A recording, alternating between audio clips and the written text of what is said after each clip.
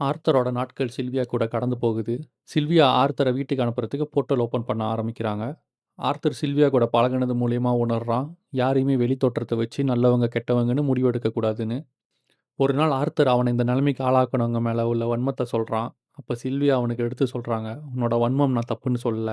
ஆனா உன்னோட மனசு முழுக்க வன்மத்த சுமந்துக்கிட்டு நீ வாழ்க்கைய நடத்தக்கூடாது. அது உன்னையே திரும்பி பாதிக்கும். என்னைக்குமே வாழ்க்கைய சிரிப்போட எதிர்கொள்.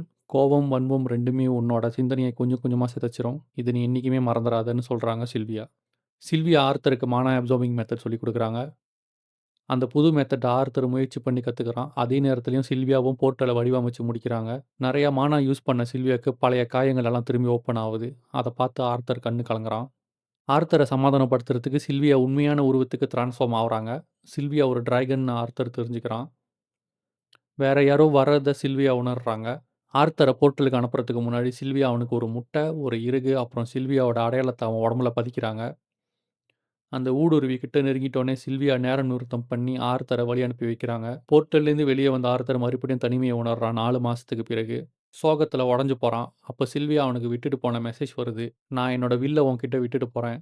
உன்னோட மானாக்கு ஒரு ஒயிட் ஸ்டேட்சா மாறுறப்ப நான் உன்கிட்ட திரும்பி வந்து பேசுறேன். அதுவரைக்கும் நானும் உன்னோட அம்மா, அப்பாவும் பெருமைப்படுற மாரி வாழு கிங் கிரேன்னு" அந்த மெசேஜ் சொல்லுது. குழம்பி போன ஆர்த்தர் யோசிக்கிறான், எப்படி சில்வியாக்கு நான் கிங் கிரேன்னு தெரியும்னு. தனியா ஆர்த்தர் அவன் பயணத்த ஆரம்பிக்கிறான்.